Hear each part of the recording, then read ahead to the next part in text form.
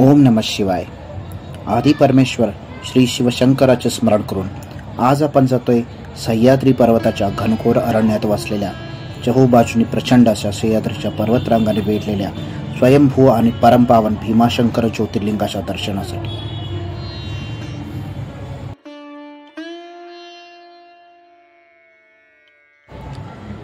संध्याकाळी 5 वाजता निघाल्यामुळे आम्हाला भीमाशंकरला पोहोचण्यासाठी जेमतेम रात्र झाली, कारण मुंबईपासून भीमाशंकर बाय रोड 6 तासाच्या अंतरावर आहे. जर तुम्हाला मुंबईशिवाय इतर ठिकाणाहून इथे यायचं असेल तर प्रथम पुण्याला बाय ट्रेन येऊन मग शिवाजीनगर बस डेपो आणि मग तिथून बसने 200 रुपये आणि जर टॅक्सीने जायचे असेल तर पर पर्सन 500 ते 700 रुपये घेतात.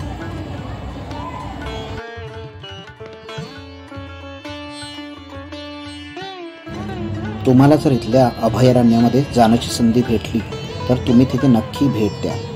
तिथे तुम्ही बिबट्या, सांबर, हरण, मुंगूस असे प्राणी पाहू शकता. आम्ही जेव्हा भीमाशंकरला जात होतो तेव्हा आम्ही रस्त्यामध्ये 2 मुंगूस पाहिले.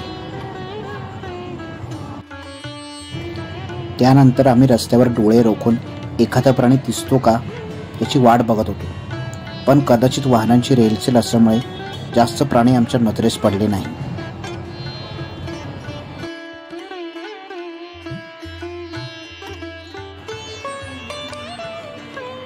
मंदिराची आख्यायिका अशी आहे की त्रिपुरासूर नावाच्या राक्षसाने भगवान शंकराची तपश्चर्या करून वरदान प्राप्त केले की त्याचा वध नर आणि नारी दोन्हीच्या हाती होऊ नये. मग त्याचे अत्याचार वाढले आणि मग त्याचा वध करण्यासाठी भगवान शिवशंकराला नर आणि नारी म्हणजेच अर्धनारी नटेश्वराचे रूप घेऊन त्याचा वध करावा लागला. आणि मग भीमक नावाच्या आणि भगवान शिवशंकराच्या भीमक नामक एका भक्तांच्या प्रार्थनामुळे या ठिकाणी शिवलिंग स्वरूपाने भगवान शिवशंकर प्रतिष्ठापित झाले, म्हणून या ज्योतिर्लिंगाचे नाव भीमाशंकर असे पडले. पुणे इथून भीमाशंकरला येणारी पहिली बस सकाळी 5:30ची आहे आणि संध्याकाळी शेवटची बस भीमाशंकर इथून पुणेला 6 वाजता जाते.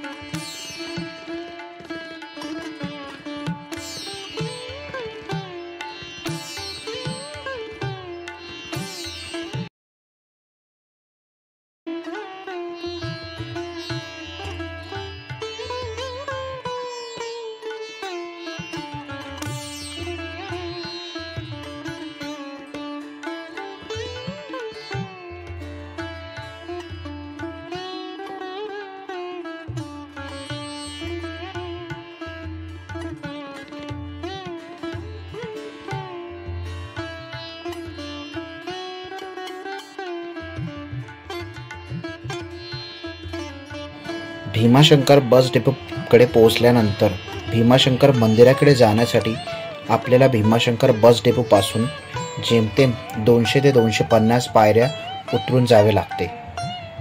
ज्येष्ठ नागरिकांसाठी इथे डोली आणि पालखीची देखील सोय आहे.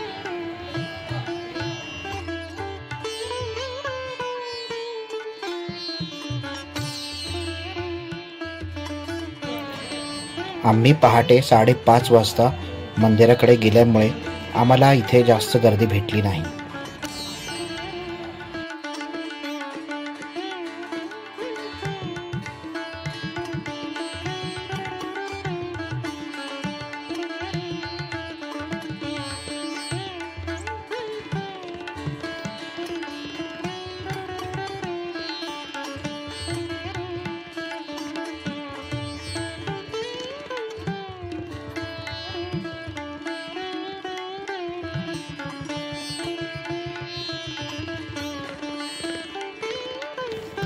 भीमाशंकर मंदिराची शिल्पकला नागरा शैलीची आहे.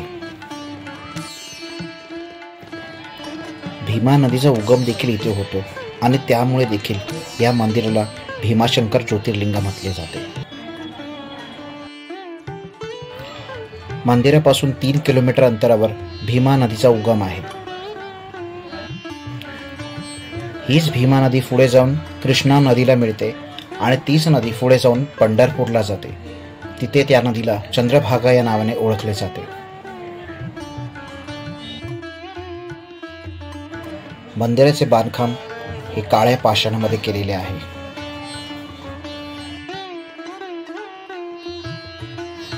जेमतेम अर्ध्या तासाच्या रांगेनंतर आम्ही महाविश्वस्वरूप भीमाशंकर ज्योतिर्लिंगाचे दर्शन केले आणि मन प्रसन्न झाले.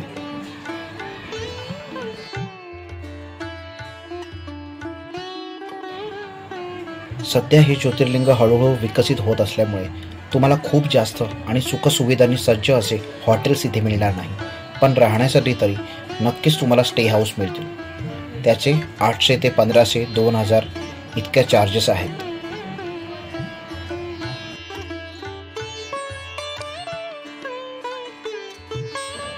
कैलास राणा शिवचंद्रमोळी फणींद्रनाथा भ्रुकुटी झळावी कारुण्य सिंधू भव दुःखहारी तुझवीन शंभो मज कोण तारी.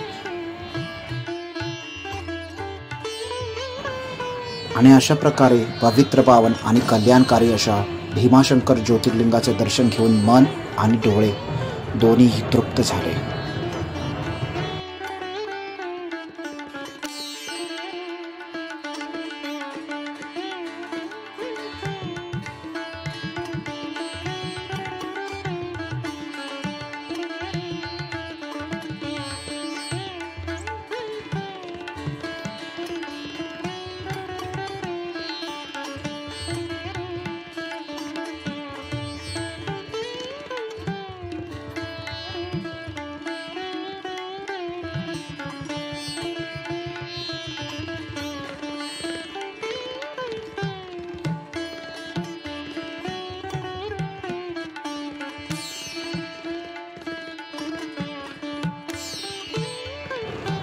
आणि अशा प्रकारे भीमाशंकर ज्योतिर्लिंग स्वरूपातील शिवशंकराचा आशीर्वाद घेऊन आम्ही मुंबईच्या दिशेने रवाना झालो.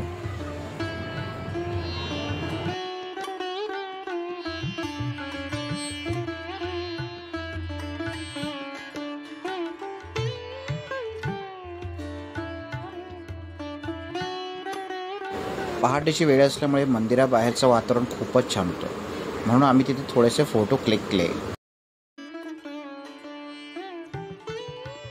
श्री भीमाशंकर मंदिराच्या अलीकडेच 5 मिनिटावरती श्री कळजामाता मंदिर देवस्थान आहे, जे श्री पार्वती मातेचंच स्वरूप आहे.